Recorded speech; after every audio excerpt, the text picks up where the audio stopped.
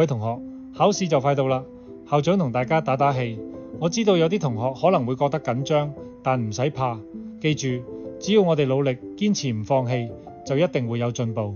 當你遇到難題嘅時候，唔好即刻就話呢題好難，我唔識。你可以諗下一個小朋友學踩單車嘅情況，開始嘅時候可能會跌幾次，但只要堅持練習，就一定踩得好穩。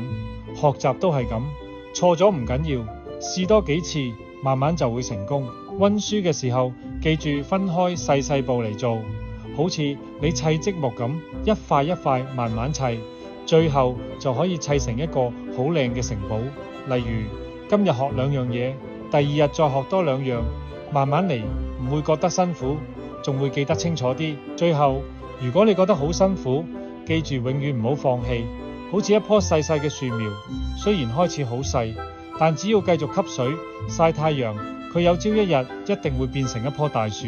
你哋都一樣，只要堅持，一定會越嚟越叻。加油啊！